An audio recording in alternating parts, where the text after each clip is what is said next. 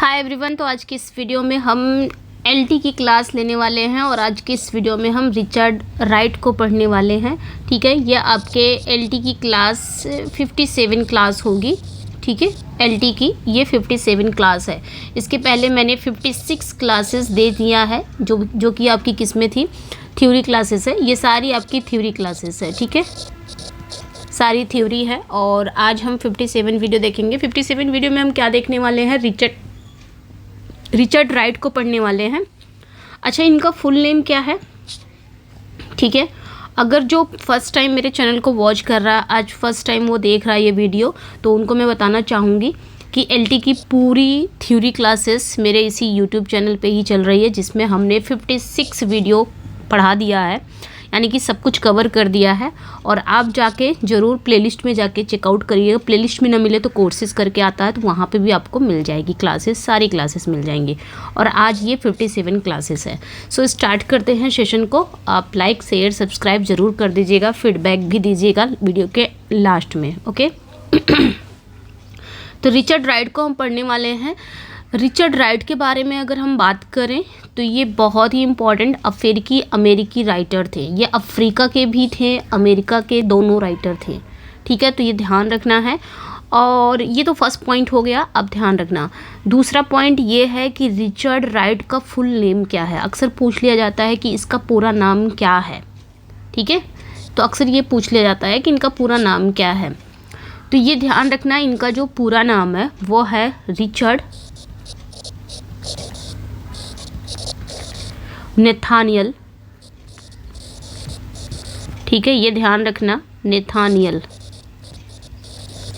Right,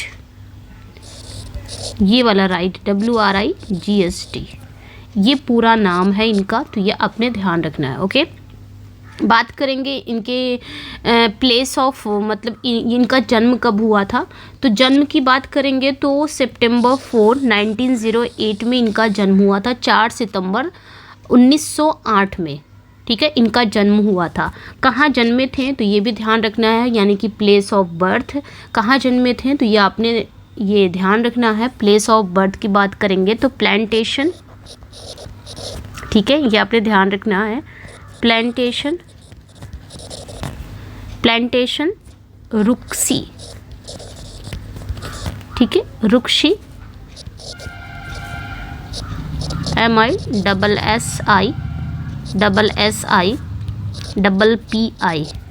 ठीक है, Mississippi, USA, ये नाम याद रखना। ये प्लेस ऑफ बर्थ है उनका। ठीक है, ये देखिए यहाँ पे है, ये आपने ध्यान रखना है।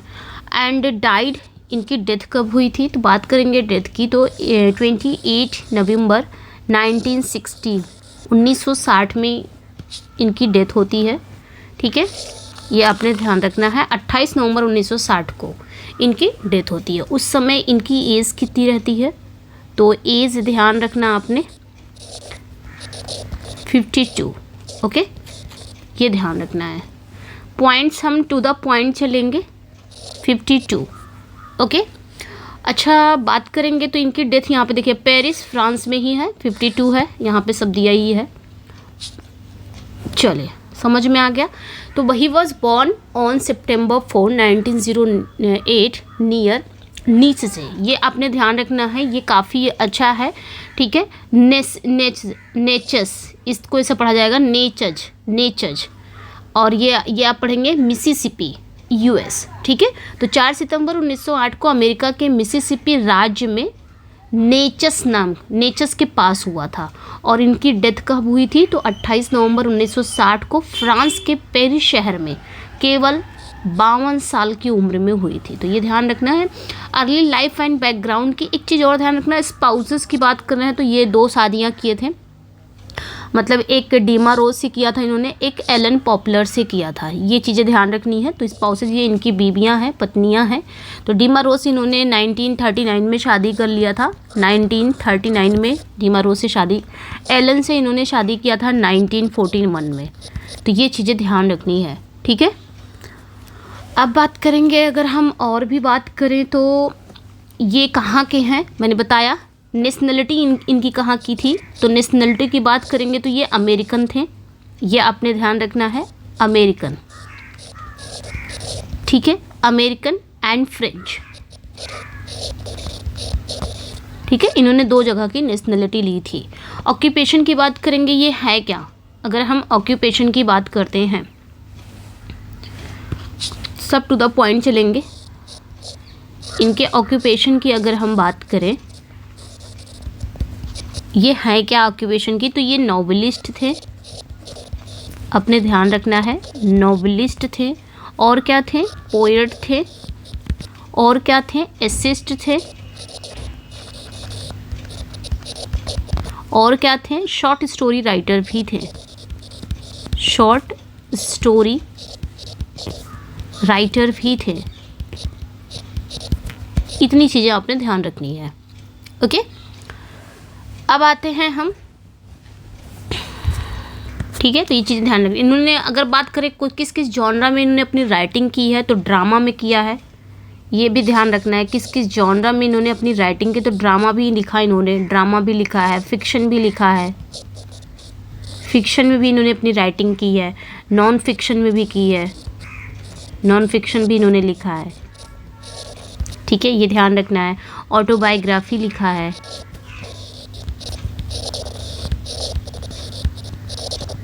तो ये ध्यान रखनी है, ऑटोबायोग्राफी। ओके, पीरियड की बात करेंगे, किस पीरियड से रहे हैं ये, तो ये 1938 से लेके 60 तक, इस वाले पीरियड में आपको मिलेंगे। तो ये सारी चीज़ें आपने ध्यान रखनी है, ठीक है, ये हो गया। अब अर्ली लाइफ एंड बैकग्राउंड की बात अगर हम करेंगे, इनके अर्ली लाइफ एंड बैकग्राउंड की बात करेंगे, तो he was the grandson of slaves and the son of an illiterate sharecropper and a school teacher. He was largely self-educated due to limited formal schooling. तो ध्यान रखना है, ये चीज़ें बहुत इंपॉर्टेंट है कि ये कौन थे। तो ये ना ग्रैंडसन ऑफ स्लेव्स थे, यानी कि जो गुलाम लोग थे, जो गुलामी करते थे, जो अमीरों की, अरिस्टोक्रेटिक लोगों की जो गुलामी करते थे, उनके ये पोते थे। समझ में आया? गुलामों के ये पोते थे, गुलाम जो स्लेव्स रहा करते थे, अभी मैं आगे बताऊंगी, तो ये उनके पोते थे। इनके जो फादर थे ना, ये ध्यान रखना, इनके जो फादर थे वो एक अनपढ़ शेयर क्रॉपर थे, इलिटरेट शेयर क्रॉपर, अनपढ़ बटाईदार। इसको शेयर क्रॉपर को क्या बोलेंगे हिंदी में? बटाईदार, ठीक है। और इनकी जो माँ थी वो एक स्कूल टीचर थी, ये चीज़ें ध्यान रखनी है, ओके। और इन्होंने अपनी जो स्कूलिंग की, इनका जो स्कूलिंग था, यानी कि इन्हें फॉर्मल स्कूलिंग बहुत कम मिली, और इसलिए इन्होंने काफ़ी हद तक सेल्फ एडुकेटेड किया, यानी कि बात करेंगे इन्होंने काफ़ी हद तक खुद ही पढ़ाई की। तो ये चीज़ें आपने ध्यान रखनी है। माइग्रेशन की बात करेंगे, ठीक है। माइग्रेशन की अगर हम बात करेंगे तो द ग्रेट माइग्रेशन हुआ था कब? Right moved north first to Memphis, then to Chicago 1927 as part of the Great Migration, seeking to escape the intense racism of the Jim Crow South। नाम याद रखना सारी चीज़ें, कि अगर हम बात करें इनका ग्रेट माइग्रेशन हुआ था, मतलब ये माइग्रेशन मतलब अपनी जगह को छोड़कर ये कहीं और चले गए थे। अब कहाँ गए थे वो हम देखेंगे। इन्होंने क्या किया, ये नॉर्थ चले गए, ठीक है, सबसे पहले, यानी कि दक्षिण में ये हुआ था, ठीक है, यानी कि जब ये साउथ में रहते थे, ठीक है, ये कहाँ रहते थे? पहले साउथ में रहते थे। और जब ये साउथ में रहते थे तो साउथ में बहुत ज़्यादा क्या होता था? रेसिज्म होता था, नस्लवाद जैसे होता था, नहीं कि काले लोग हैं तो उनके साथ भेदभाव होना, है ना, ऐसा होता था। जहाँ पे ये रहते थे पहले, साउथ एरिया में रहते थे, तो वहाँ पे ये होता था कि रेसिज्म होता था, बहुत ज़्यादा तीव्र था रेसिज्म में, इसका ना बहुत ज़्यादा प्रभाव था, नस्लवाद। और किसका कानून था? जिम क्रो कानून था, जिम क्रो लॉज। इन सभी से बचने के लिए ये कहाँ चले गए? नॉर्थ चले गए। साउथ को छोड़कर ये कहाँ चले गए? नॉर्थ चले गए, इसी सभी चीज़ों से बचने के लिए, यानी कि नस्ली अलगाव का एक कानून था। ये जो जिम क्रो लॉ है ना, ये नस्ली अलगाव का एक कानून है। इस सभी चीज़ों से ये बचने के लिए कहाँ चले गए थे? नॉर्थ चले गए थे। तो इनका माइग्रेशन भी हुआ था, एक जगह से दूसरी जगह इन्होंने प्रवास कर दिया था। तो ये चीज़ें ध्यान रखनी है, ठीक है। अर्ली राइटिंग करियर, अब यहाँ पे एक चीज़ आपने ध्यान रखना है, यहाँ पे ग्रैंडसन ऑफ स्लेव्स है, गुलामों के ये पोते थे, ठीक है, ये अपनी चीज़ें ध्यान रखनी है। गुलामों के ये पोते थे, कहीं ना कहीं इनकी कहानी है इसमें, है ना। अर्ली राइटिंग करियर की बात करेंगे तो लिटरेरी स्टार्ट, इन्होंने अपना जो लिटरेरी है, अपनी जो राइटिंग है उसकी शुरुआत कब की। तो he began writing and published his first short story at the age of 16 in a southern African American newspaper. तो ये ध्यान रखना है कि इन्होंने सबसे पहले एक चीज़ यहाँ पे भी देखना कि ये नॉर्थ को तो मूव कर गए थे, साउथ को छोड़ के नॉर्थ की तरफ चले गए थे, लेकिन सबसे पहले ये कहाँ गए थे, मेम्फिस गए थे। ये भी चीज़ें याद रखनी है। सबसे पहले इन्होंने मेम्फिस की यात्रा की। देन क्या हुआ कि 1927 में ये शिकागो की यात्रा की है, ठीक है। और ये अमेरिका के महान जो प्रवासी लोग थे, जो प्रवासी लोग थे, उनका एक पार्ट भी बने। मतलब लाखों जो अमेरिकी का जो दक्षिण से उत्तर की ओर जाना, मतलब हजारों लोग, लाखों लोग वहाँ से, वो लोग क्या किए, साउथ से उत्तर की ओर चले गए इन्हीं सभी चीज़ों से बचने के लिए। तो उसमें ये भी शामिल थे, ये भी चले गए, राइट जी भी। तो ये चीज़ें ध्यान रखनी है, ठीक है। अब क्यों गए मैंने बताया अभी यहाँ पे। इन्होंने इनकी जो लिटरेरी जो शुरुआत है, इन्होंने 16 साल की उम्र में ही लिखना शुरू कर दिया था। ये ध्यान रखना है, जब ये 16 साल के थे तभी इन्होंने लिखना शुरू कर दिया था। और इनकी पहली शॉर्ट स्टोरी जो थी ना, वो एक अमेरिकन न्यूज़पेपर में पब्लिश हुई थी। सबसे पहले इन्होंने शॉर्ट स्टोरी पब्लिश कराया था। ये ध्यान रखना है, शॉर्ट स्टोरी पब्लिश कराया था, जो किस में पब्लिश हुई थी, अमेरिकी न्यूज़पेपर में पब्लिश किया गया था। ये ध्यान रखना पॉइंट्स। नेक्स्ट वन पे आएंगे, एम्प्लॉयमेंट एंड पॉलिटिक्स की बात करेंगे। अगर हम इनके रोजगार और राजनीति से भी बात करेंगे तो federal writers project in Chicago he worked for the federal writers project during the depression which provided him with a living and writing opportunities. देखिए यहाँ पे बात क्या करेंगे, अगर फेडरल राइटर्स प्रोजेक्ट, ये क्या था, एक महामंदी थी, ठीक है। फेडरल राइटर्स प्रोजेक्ट स्टार्ट हुआ कहाँ पे, शिकागो में। इन्होंने क्या किया, एक महामंदी मतलब ग्रेट डिप्रेशन के दौरान इन्होंने शिकागो में इस सरकारी कार्यक्रम के लिए भी काम किया था। एक न्यू डील प्रोग्राम था ये, इसमें भी इन्होंने काम किया था। इससे ही इन्हें आजीविका मिली और राइटिंग के इनकी जो अपॉर्चुनिटी है राइटिंग में आने का, इनको अपॉर्चुनिटी भी मिला इसी से। कम्युनिस्ट पार्टी की बात करेंगे अगर हम, तो 1932 में क्या हुआ था, ठीक है, 1932 में कम्युनिस्ट पार्टी में ये शामिल हुए थे। आपने ये ध्यान रखना, right join the communist party, ठीक है, कम्युनिस्ट पार्टी इन 1932, ठीक है, ये ध्यान रखना है। 1932 में कम्युनिस्ट पार्टी में ये शामिल हुए थे, राइट जी। लेकिन क्या हुआ कि 1942 में 1942 तक पार्टी से ये डिसइल्यूजनमेंट हो गए थे, ठीक है, डिसइल्यूजन्ड हो गए थे, यानी कि इनका मोह भंग हो गया था। मतलब मोह भंग मतलब डिसइल्यूजन, मतलब ये कहीं ना कहीं उस चीज़ से इनका दिमाग हट गया था, ठीक है। मोह माया होती है वो हट गई थी उस चीज़ से। तो 1942 से ये पूरी तरह से उससे अलग हो गए थे और उन्होंने पार्टी क्या किया था, पार्टी को छोड़ दिया था। ये ध्यान रखना है, ठीक है। तो party his essay describing his departure was title I try to be a communist. ये ध्यान रखना, इनके एसे का नाम है। देन क्या हुआ कि इन्होंने पार्टी छोड़ने के बारे में इनका एक फेमस एसे आया जिसका नाम था I try to be a communist, ठीक है। ये एसे था जो 1944 में ये इसी टाइटल से पब्लिश हुआ था। तो आपने ये ध्यान रखना, ये इनका एसे है, ओके। फिर लाइफ एब्रॉड, इनको देश निकाला भी मिला। एक्सपैट्रिएशन यानी कि इनको देश निकाला भी मिला। Due to persistent and intolerable racism he experienced in the USA. He moved to Paris, France in 1947 and lived there as a permanent expatriate until his death. क्या हुआ, बात क्या हुई कि इनको ना विदेश में इनका जीवन बीतना था, लाइफ एब्रॉड यानी कि विदेश में इनको जाना था, इनको देश निकाला भी मिला। अमेरिका में लगातार और असहनीय जो नस्लवाद चल रहा था, जो रेसिज्म चल रहा था, नस्लवाद मैंने बताया ना, जैसे कि ब्लैक लोग हैं, जो ब्लैक पीपल होते थे, तो उनके प्रति उनको ना गुलाम बना के रखा जाता था। उनको जो अमीर लोग हुआ करते थे, ठीक है, अरिस्टोक्रेटिक जो लोग हुआ करते थे, उनको गुलामी दिया जाता था कि हाँ तुम मज़दूरों की तरह काम करो, और ये मज़दूर की तरह काम करते थे तो ये लोग पैसे देते थे, कुछ इस तरह। और जो ब्लैक लोग होते थे उनका तो रेसिज्म होता था, बहुत ज़्यादा होता था। तो इसके वजह से जो नस्लवाद के कारण ही इन्हें 1947 में फ्रांस के पेरिस चले गए। ये कहाँ चले गए? 1947 में फ्रांस से पेरिस चले गए थे और वहाँ अपनी डेथ तक एक परमानेंट एक्सपैट्रिएट के रूप में वहीं पे रहे। ठीक है, ये आपने ध्यान रखना है। इनके मेजर वर्क्स अकम्पलिशमेंट की बात करेंगे, नोटेबल पब्लिकेशन है तो फर्स्ट मेजर वर्क इनका कौन सा है? His first critically acclaimed collection of 4 novels was uncle Tom's children. ये ध्यान रखना है, 1938 में आया था, which deals with the violent operation of black people in the south. ठीक है, चूँकि इनके साथ हुआ है, इनके साथ ये सारी चीज़ें हुई है, रेसिज्म हुआ है, नस्लवाद हुआ है, तो इनके वर्क में भी ये सारी चीज़ें आपको देखने को मिलेंगी। ओके, तो इनका फर्स्ट मेजर वर्क आपने ध्यान रखना है अंकल टॉम्स चिल्ड्रन। ये इनका फर्स्ट वर्क है जो कब आया था? 1938 में आया था।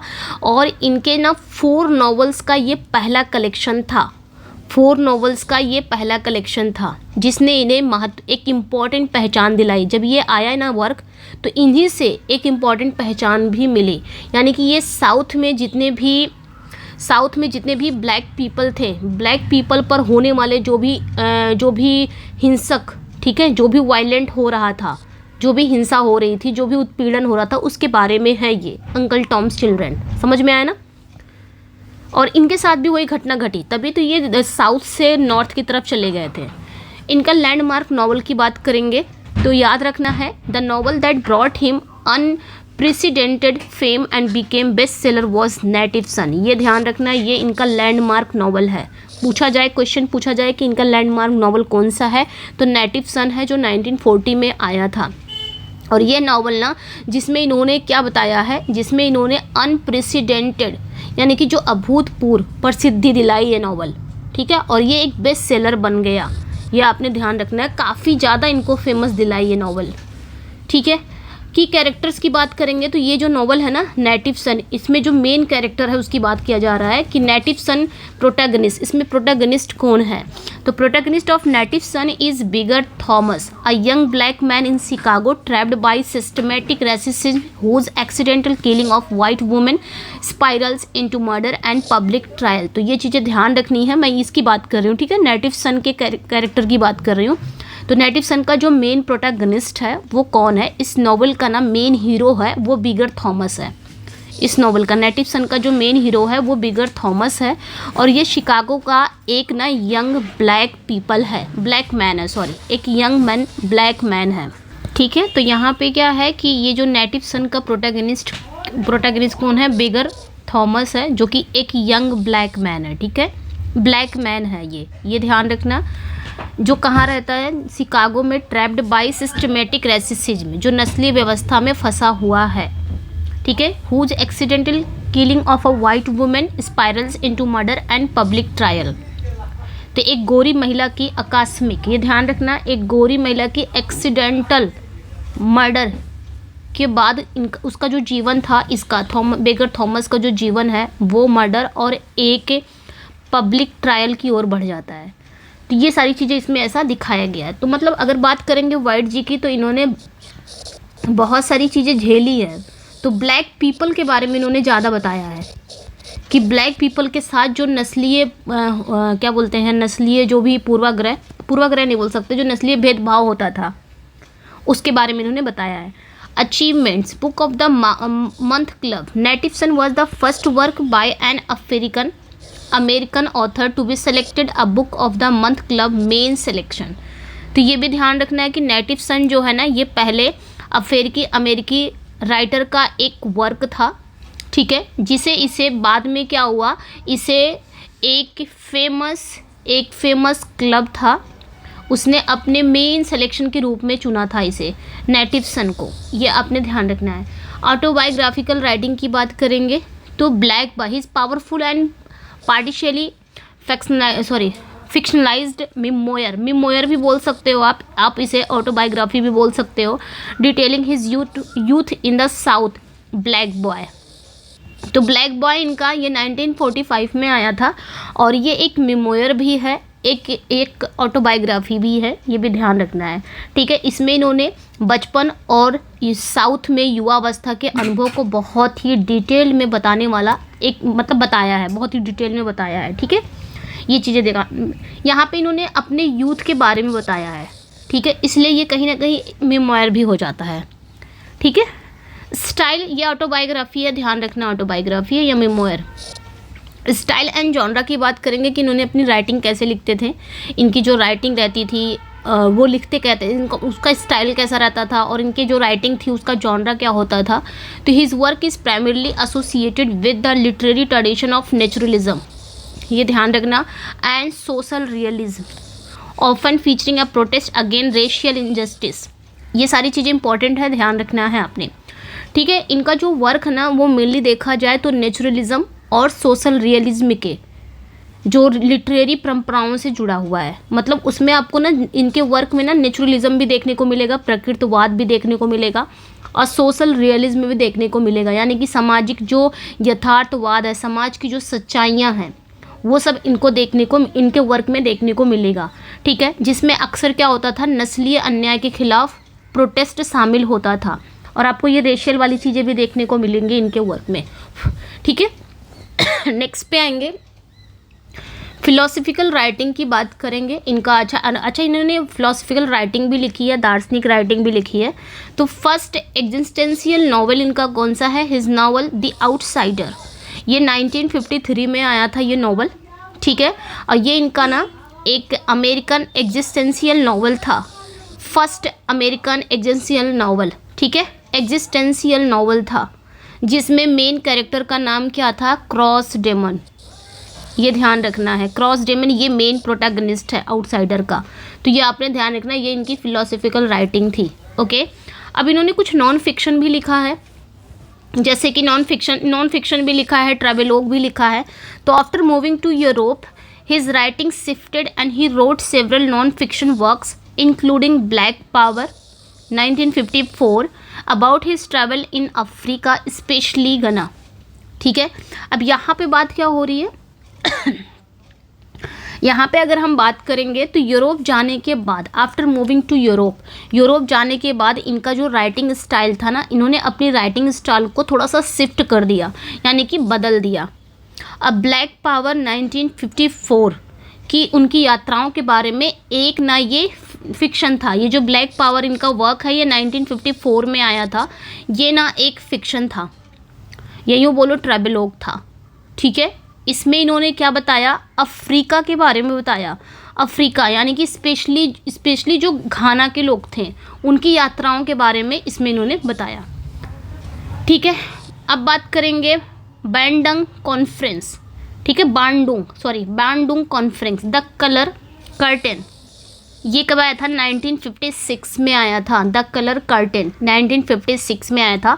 In his non fiction account and observation from the Bandung conference in 1955 an important meeting of Asian and African states.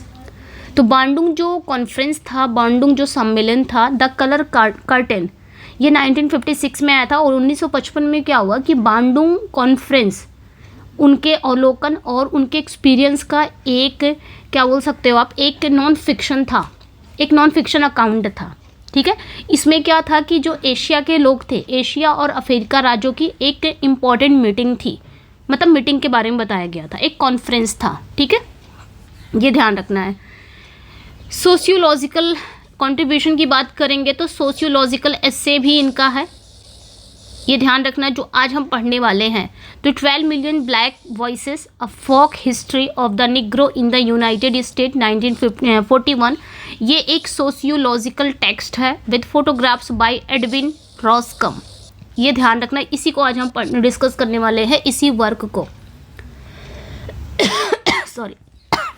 तो आज जो इस वर्क को हम, ये जो है ना, ये जो वर्क है ना, इसी को हम डिस्कस करने वाले हैं। ये एक सोशियोलॉजिकल एस्से है जिसका टाइटल क्या है, 12 million black voices a folk history of the Negro in the United State. ये कब आया था, 1941 में आया था। ये एक सोशियोलॉजिकल टेक्स्ट है, इसमें फोटोग्राफ के साथ है और किसने किया था, एडविन रॉसकम, ये ध्यान रखना है, काफ़ी इंपॉर्टेंट है, इसी को हम पढ़ने वाले हैं आज।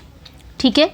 और ये जो फोटोग्राफ्स वगैरह है ये एडविन रॉसकम द्वारा ली गई थी। एक इम्पॉर्टेंट ये सोशियोलॉजिकल टेक्स्ट है। अभी इसके बारे में हम जानेंगे। इन्फ्लुएंस की बात करेंगे, इनका प्रभाव, इन्फ्लुएंस एंड लेगेसी। तो ही exerted a major influence on younger black writers, notably James, ये नाम याद रखना काफ़ी इम्पोर्टेंट है ये सारे। जेम्स बॉल्डविन है।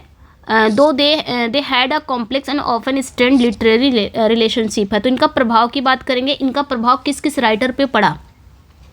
तो ध्यान रखना इनका जो युवा ब्लैक राइटरों पर ज़्यादा पड़ा था, ठीक है। जो भी ब्लैक राइटर्स थे, जो भी यंगर ब्लैक राइटर्स थे, इनके बाद जो आए राइट के बाद, उन पे ज़्यादा प्रभाव पड़ा। स्पेशली जो जेम्स बॉल्डविन थे, ये भी ब्लैक राइटर्स थे, ठीक है। तो इस पे भी इन पर भी इनका काफ़ी प्रभाव पड़ा, ये ध्यान रखना है। लेगेसी एडिशन की बात करेंगे तो unexpurgated edition, unexpurgated version of the major works including Native Son and Black Boy, originally intended to be the title American Hunger, were published posthumously। तो ये चीज़ें ध्यान रखनी है कि इनके जो प्रमुख वर्क बिना सेंसर किए अनएक्सपर्गेटेड वर्जन है, यानी कि बिना सेंसर किया गया, जिसमें नेटिव सन था और ब्लैक बॉय था, ठीक है।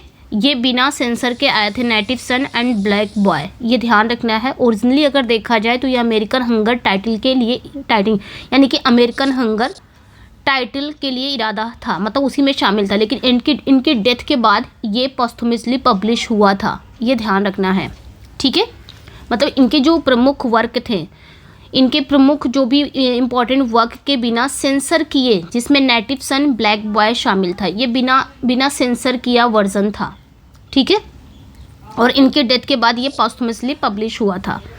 लेटर राइटिंग की बात करेंगे, लेटर वर्क्स की बात करेंगे। Towards the end of his life he delved into writing poetry, reportedly composing an estimated 4000 haiku. तो ये चीज़ें ध्यान रखनी है कि इन्होंने अपने जीवन के लास्ट में इन्होंने पोइट्री राइटिंग की ओर रुख किया, मतलब पहले ये प्रोज वगैरह लिखते रहे। तो ये चीज़ें ध्यान रखनी है कि मतलब अपने जीवन के लास्ट में इन्होंने पोएम की तरफ, मतलब पोएम लिखना स्टार्ट किया, रुख किया। और ऐसा कहा जाता है कि एस्टिमेटेड इन्होंने 4000 हाइक्यू लिखी। हाइक्यू क्या है? एक जापानीज पोएटिक फॉर्म है जिसमें 575 सिलेबल होते हैं। अब आ जाते हैं इनके वर्क पर। 12 मिलियन ब्लैक वॉइसेस 1941, ठीक है। 12 मिलियन मतलब 12 मिलियन, ब्लैक वॉइसेस मतलब ब्लैक पीपल की आवाज़ें हैं। यहाँ पे किसी एक पर्सन की बात नहीं है, इसमें जो इन्होंने बताया ना, किसी एक पर्सन की बात नहीं है, बल्कि ये जो 12 million black voices, 12 million black जो पर्सन हैं, जो ब्लैक पीपल हैं, उनकी आवाज़ें हैं। ये वो क्या कहना चाह रहे हैं, उनके साथ क्या क्या चीज़ें हुई, कितना भेदभाव हुआ, रेसिज्म हुआ, वो सारी चीज़ें वो इसमें बता रहे हैं, ठीक है। तो आइए देखते हैं फुल टाइटल इसका क्या है। तो 12 million black voices, a folk history of Negro in the United State में जो नेग्रो लोग थे, जो ब्लैक पीपल थे, उनकी फोक हिस्ट्री है, उनकी पूरा इतिहास है, उनकी जुबानी, कहते हैं ना मेरी कहानी मेरी जुबानी, उसी तरह वो जो ब्लैक पीपल लोग हैं उनकी कहानी उन्हीं की जुबानी है, ठीक है। तो ये चीज़ें ध्यान रखनी है। पब्लिकेशन ईयर की बात करेंगे तो 1941 में ये वर्क आया था इनका, 1941 में ये वर्क आया था, ये आपने ध्यान रखना है। जॉनरा की बात करेंगे तो ये एक फ़ोटो टेक्स्ट बुक है, यानी कि फ़ोटो डॉक्यूमेंट्री बुक है, ये आपने ध्यान रखना। इसका जॉनरा क्या है? ये एक फ़ोटो डॉक्यूमेंट्री बुक है सोशल रियलिज्म पर, यह आपने ध्यान रखना है, बहुत इंपॉर्टेंट है, बहुत ज़्यादा इंपॉर्टेंट है। तो बहुत ज़्यादा इंपॉर्टेंट है, इस चीज़ को आपने ध्यान रखना है। जॉनरा की अगर बात करेंगे, मतलब एक फ़ोटो टेक्स्ट बुक है, मतलब इसमें कहानी भी है, टेक्स्ट बुक, इसमें कहानी भी है, यानी कि लेसन है, जो पार्ट है ना वो स्टोरी बता रही है, इसमें कहानी भी है। कहानी के साथ साथ इसमें क्या है, इसमें फ़ोटोज़ भी हैं, क्या है, फ़ोटोज़ भी हैं, तस्वीरें भी हैं, दोनों का इसमें यूज़ किया गया है इसमें, ठीक है। और ये ना सोशल रियलिज्म यानी कि समाज की सच्चाई दिखाने वाली ये बुक है, ओके, समझ में आ गया। अब हम बात करेंगे ऑथर की। तो ऑथर हम जानते हैं रिचर्ड राइट है, ऑथर रिचर्ड नथानियल राइट है, पूरा नाम याद रखना है, रिचर्ड राइट है इसके ऑथर। अब फोटोग्राफर इमेजेस की बात करेंगे, मतलब तस्वीरें इसमें किसने चुनी थी, आखिर इसमें जो तस्वीरें थी, जो फ़ोटोज़ थे, ध्यान रखना स्टोरी के साथ साथ फ़ोटोज़ भी हैं इसमें, ठीक है, इस बुक में स्टोरी भी चल रही है और फोटोज़ भी हैं, दोनों हैं, इसलिए इसे फोटो टेक्स्ट बुक कहा गया। ठीक है, ये ध्यान रखना है, इसलिए फोटो टेक्स्ट बुक कहा गया, फोटो डॉक्यूमेंट्री कह सकते हो। और ये सोशल रियलिज्म है, यानी कि समाज की सच्चाई दिखाने वाली ये बुक है 12 मिलियन ब्लैक वॉइसेस। ठीक है, अब बात करेंगे इसमें फ़ोटो किसने चुना था, फोटोग्राफर की बात करेंगे तो ध्यान रखना, इमेजेस सिलेक्टेड बाय एडविन रॉसकम। ठीक है, तो ये तस्वीरें किसने सेलेक्ट किया था, तो एडविन रॉसकैम ने किया था। Form the files of the form security administration, ये ध्यान रखना, मतलब इसमें जो फोटोज़ थे उसको सिलेक्ट किसने किया था, तो एडविन रॉसकैम ने किया था। एडविन रॉसकैम ने एक सरकारी एजेंसी थी जिसका हम बोल सकते हैं FSA, ये एक सरकारी एजेंसी है, फुल फॉर्म इसका फॉर्म सिक्योरिटी एडमिनिस्ट्रेशन, इसी के रिकॉर्ड से चुना था इन्होंने, तस्वीरें जो चुनी थी वो इसी के रिकॉर्ड से इन्होंने चुना था, तो ये ध्यान रखना है। अब इसमें कहानी कौन कहता है, नरेटर वॉइस कौन है, तो इसमें जो नरेटर है, जैसे मुझे अपनी कहानी बतानी है तो मैं आई साउंड करूँगी ना, कि मेरी कहानी है, मैं अपने बारे में बता रही हूँ, मैं यहाँ गई वहाँ गई, मेरे साथ ये हुआ, ऐसा वैसा, तो हम वहाँ पे आई कर्ता को लेंगे अगर मैं अपनी कहानी बता रही हूँ। तो इसमें जो नरेटर है ना वो फर्स्ट पर्सन प्लूरल है, यानी कि वी कहकर बुलाएगा, वी मतलब हम करके यूज़ करेगा पूरी कहानी में, कि हमारे साथ ये चीज़ें हुई हैं, हम करके, यानी कि इसमें ना सिर्फ एक पर्सन की कहानी नहीं है, बल्कि पूरे नेग्रो, पूरे ब्लैक पीपल की कहानी है, उनकी जुबानी है। समझ में आया, यानी कि the Negroes of the America presenting a collective voice and history of the black masses. समझ में आ गया ना, तो इसका मतलब ये किसी एक व्यक्ति की नहीं, बल्कि पूरे जितने भी ब्लैक पीपल जो हैं, पूरे समाज की सामूहिक आवाज़ है ये। ठीक है, मेन थीसिस की बात करेंगे अगर हम, मेन थीसिस की, इसका मेन मकसद क्या है इस वर्क का, ये बुक है। ठीक है, इस बुक का मेन मकसद क्या है, to narrate the evolution of American life from slavery in the south to urban exploitation in the north and to expose structural racism and economic injustice. तो इस बुक का मेन थीसिस ये है, main मकसद ये है कि जो ब्लैक पीपल है अमेरिका के जीवन का सफ़र दिखाना, यानी कि ब्लैक पीपल जब अमेरिका में रहते थे तो उनका जीवन कैसे कट रहा था, उनके जीवन के बारे में दिखाना। जब वो साउथ में गुलामी से लेकर, साउथ में जब वो थे, अमेरिका में जब वो साउथ में थे तो गुलामी कर रहे थे, वहाँ से लेकर उसके बाद वो कहाँ चले आए, नॉर्थ में आ गए, नॉर्थ के शहरों में शोषण तक, ये साबित करना, ये सारी चीज़ें इस बुक का यही मेन मकसद है, सारी चीज़ों को दिखाना कि जो रेसिज्म था, नस्लवाद, वो स्ट्रक्चरल था और आर्थिक अन्याय से जुड़ा हुआ था। ये बुक यही सारी चीज़ें दिखा रही है। ब्लैक पीपल के अमेरिका में वो लोग रह रहे थे, उनका सफ़र दिखाना, उनके जीवन का सफ़र दिखाना। देन उन्होंने गुलामी किया, वहाँ से लेकर फिर वो नॉर्थ की तरफ चले आए, वहाँ पे भी शहर में चले आए तो वहाँ पे भी उनका शोषण हुआ। ठीक है, ब्लैक पीपल के साथ बहुत सारी चीज़ें, नस्लवाद, बहुत सारी चीज़ें, भेदभाव हुई, आर्थिक अन्याय हुआ, ये सारी चीज़ें ये बुक दिखाती है। समझ में आया। अब हम डिटेल स्ट्रक्चर पे चलते हैं। 4 पार्ट्स में बटा हुआ है, ये भी ध्यान रखना है। ये जो बुक है ना, ये बुक का स्ट्रक्चर की अगर बात करें तो 300 साल का सफ़र दिखा रहा है, यानी कि 300 ईयर जर्नी दिखा रही है ये बुक। ठीक है, 300 years of black experience in America. America में 300 साल पहले का जो ब्लैक पीपल के साथ जो भी हो रहा था उनके साथ, वो सारी चीज़ों को वहाँ, मतलब 300 साल पहले की हिस्ट्री को दिखाया जा रहा है। समझ में आया, तो ये आपने ध्यान रखना है। और अगर हम बात करेंगे, ये जो बुक है ना, इस बुक को ना 4 पार्ट्स में, 4 सेक्शन में डिवाइड किया गया है, जो ब्लैक पीपल के अनुभव के 300 साल को दिखाता है, 300 सालों को दिखाता है। समझ में आया, तो 4 पार्ट्स में है ये बुक। अब वो 4 पार्ट्स को हम पढ़ने वाले हैं। फर्स्ट पार्ट जो इसका है, our strange birth the plantation, वो जो ब्लैक पीपल है ना, वो अपनी कहानी बता रहे हैं कि 300 साल पहले हमारे साथ क्या होता था। जब हम अमेरिका में रहते थे, साउथ में रहते थे, तो हमारे साथ क्या चीज़ें होती थीं, कितना नस्लवाद होता था, हम ब्लैक हैं तो ब्लैक लोगों के साथ कैसी कैसी चीज़ें होती थी, कितना भेदभाव होता था। ठीक है, तो सबसे पहला स्टेज, मतलब ये जो बुक है ना, ये 4 सेक्शन में बटी हुई है। तो फर्स्ट सेक्शन इसका ये है, आवर स्ट्रेंज बर्थ, ये याद रखना है। फर्स्ट सेक्शन यही है, यानी कि हमारा अजीब जन्म, अब जो नरेटर है ना वो वी करेगा, यानी कि हम करके ही बताएगा कहानी को। तो इसमें किसी एक पर्सन की कहानी नहीं है, पूरे ब्लैक पीपल की कहानी है, पूरे ब्लैक पीपल समाज की कहानी है। समझ में आया? तो वो यहाँ पे बताते हैं कि आवर स्ट्रेंज बर्थ, हमारा अजीब जन्म कैसे हुआ, फोकस करते हैं। This section covers the origin of Black life in America starting with the seizure of Africans from their homeland and their force transformation into slaves on the plantation. यहाँ पे बात अगर करेंगे हम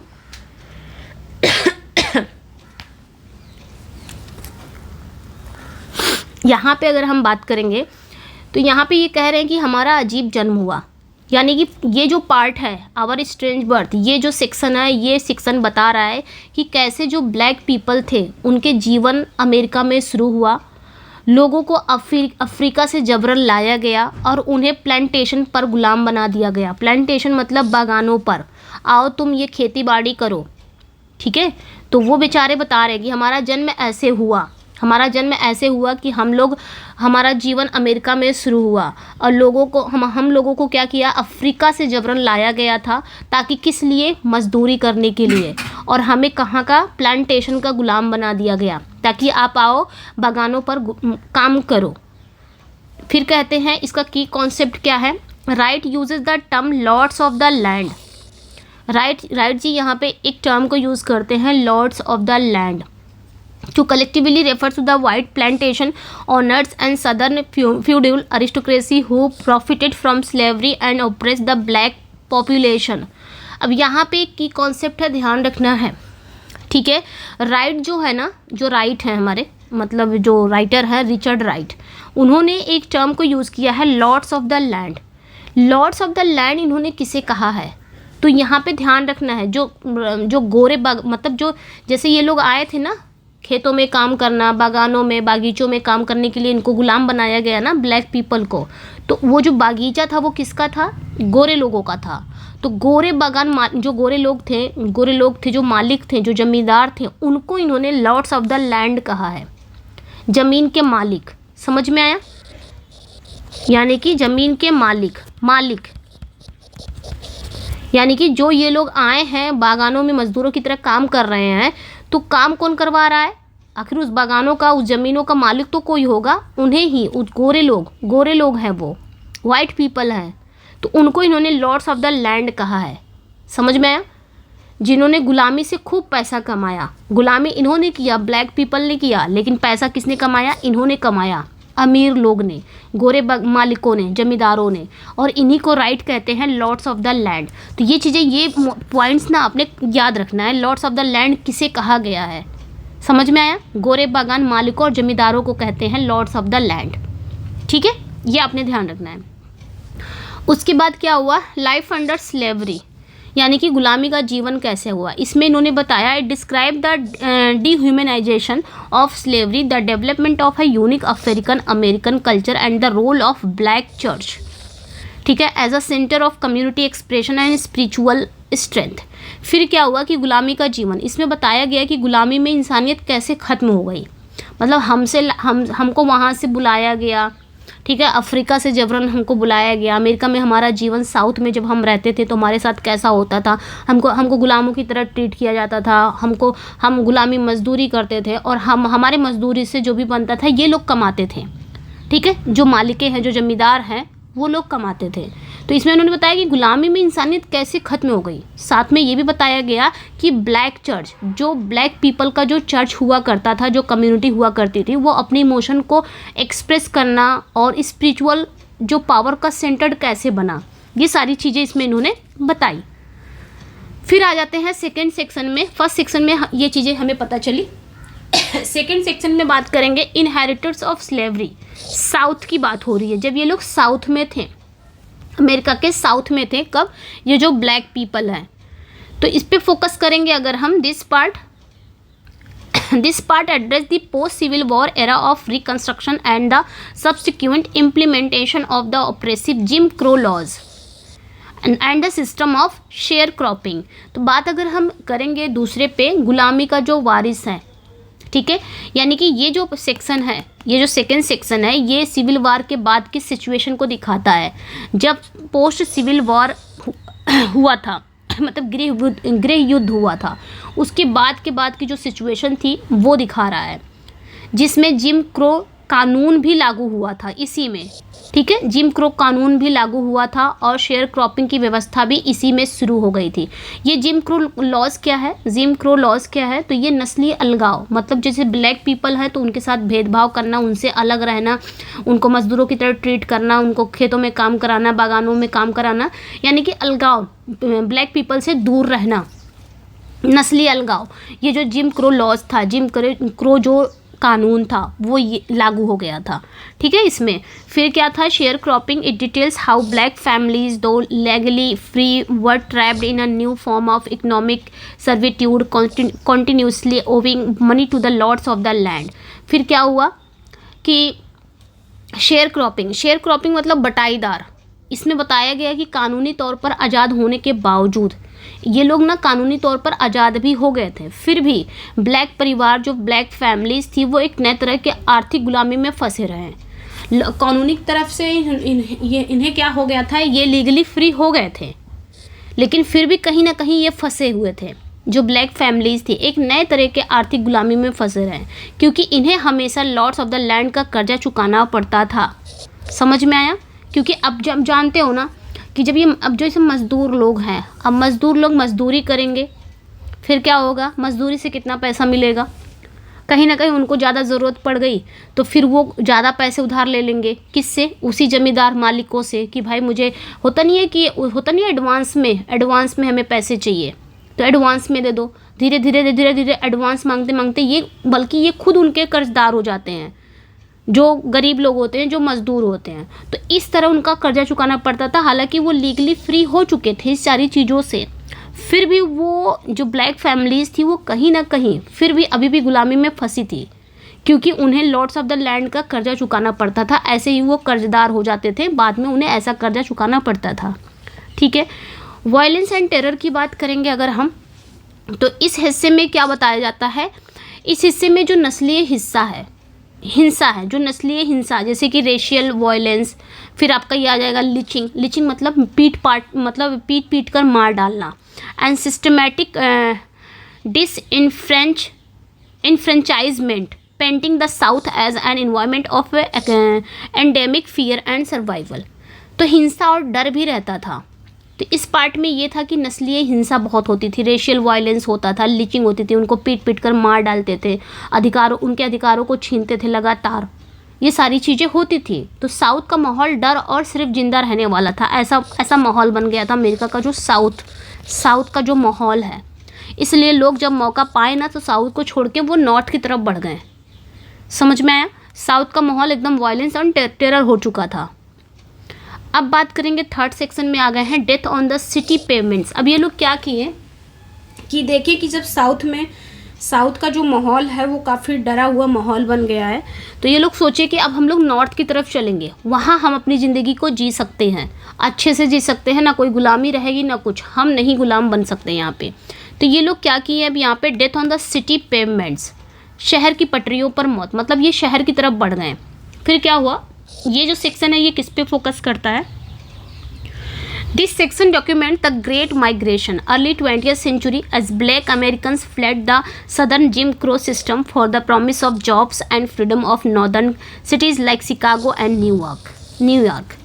फिर क्या हुआ, ये जो आपका सेक्शन है, थर्ड सेक्शन में आ गए हम लोग, ये जो सेक्शन है ये ग्रेट माइग्रेशन के बारे में है। इसमें क्या हुआ कि वो लोग ना साउथ में तो बहुत सारा टेरर हो गया था, मैंने भी बताया, वायलेंस एंड टेरर का माहौल बन चुका था।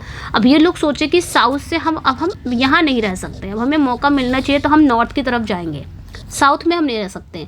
तो ये लोग ना माइग्रेशन करते हैं कि साउथ से हमें नॉर्थ की तरफ जाना है। तो ये जो सेक्शन है, थर्ड सेक्शन, ये माइग्रेशन के बारे में ही है, जब ब्लैक पीपल साउथ से नस्लवाद से भागकर नॉर्थ के शहर में नौकरी और आज़ादी की उम्मीद में आए।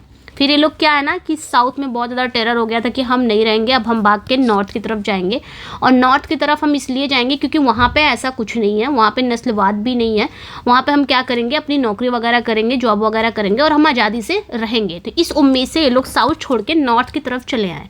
नॉर्थ जैसे आप कहाँ आ गए, शिकागो एंड न्यूयॉर्क सिटी में आ गए। समझ में आया? फिर क्या हुआ, urban exploitation, the promise of north is shown to be an illusion. Instead of freedom, migrants encountered new exploitation, poor housing, segregated ghettos and low wages industrial work. फिर क्या हुआ कि ये लोग साउथ को छोड़ के नॉर्थ में तो आ ही गए, फिर यहाँ पे भी शहर में तो आ गए, लेकिन शहरी शोषण भी इनके साथ हुआ।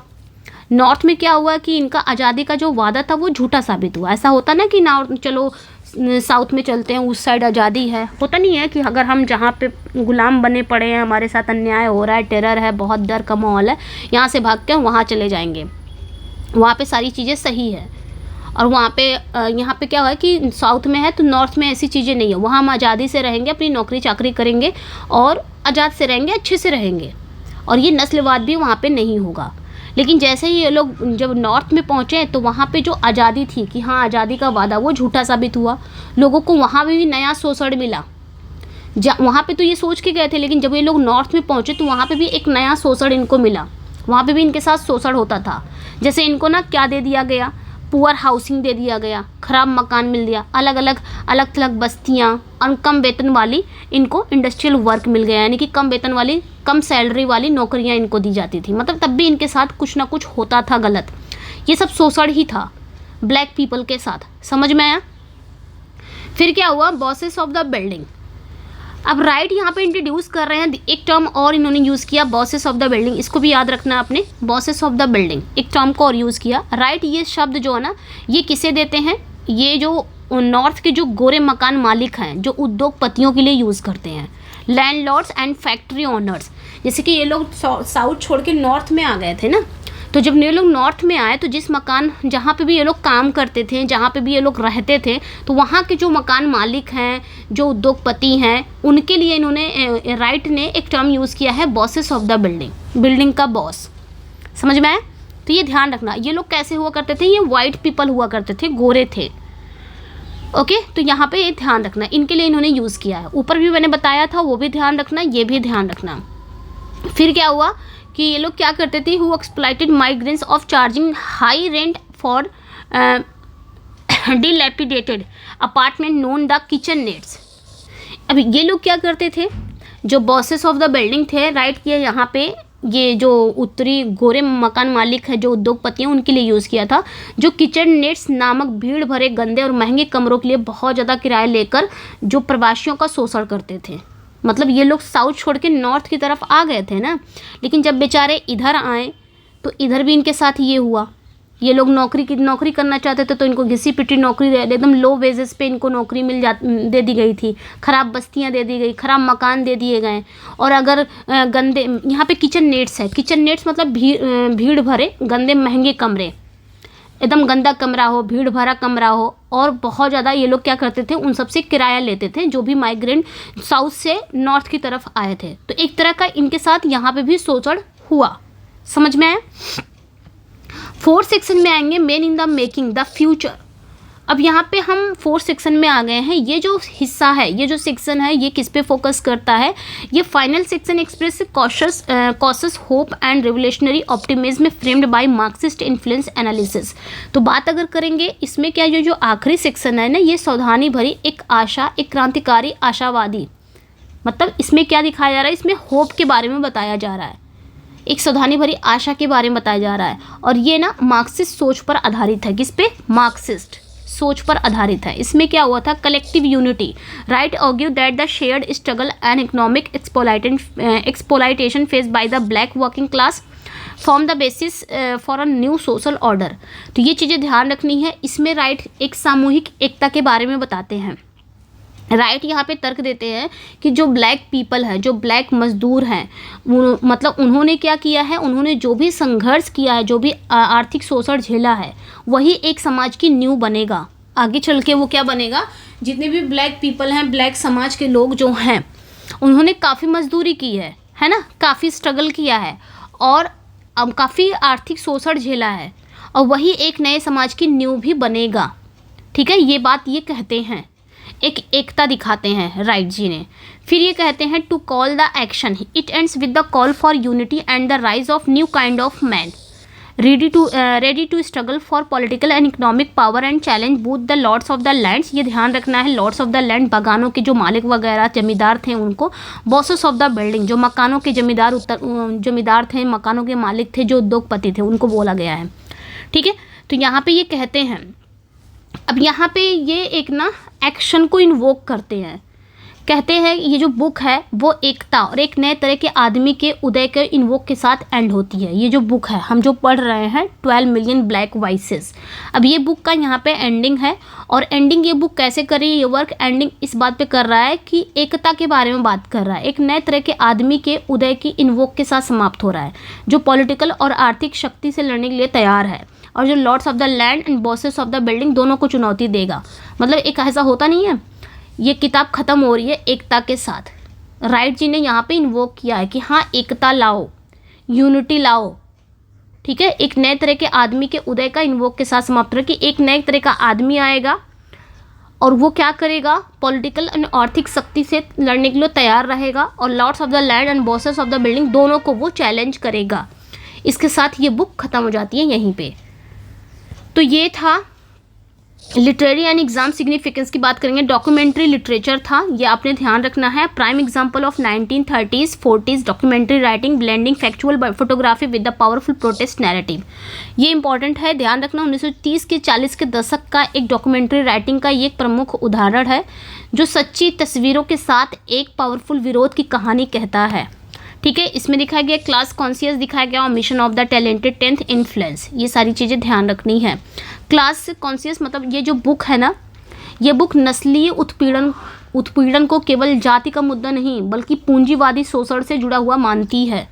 ठीक है, राइट जानबूझकर, इसमें क्या कहते हैं, जानबूझकर ब्लैक पीपल के माध्यम से जो टैलेंटेड 10th है, टैलेंटेड 10th किसे कहा गया है, जो उच्च वर्ग के लोग हैं उन्हें बोला गया। तो राइट यहाँ पे जानबूझकर ब्लैक पीपल के थ्रू उच्च वर्ग के लोगों को अनुभवों को नहीं दिखाते हैं, बल्कि वो पूरी तरह से मजदूर वर्ग का, जो भी मजदूर वर्ग थे उन पर पूरा ध्यान केंद्रित करते हैं, जिन्हें वो असली लोक मानते हैं, जिन्हें वो असली फॉक मानते हैं। किसे, जो ब्लैक पीपल लेबर लोग हैं उनको, न कि अमीर वर्ग को नहीं मानते हैं। तो ये चीज़ें ध्यान रखनी है आपने।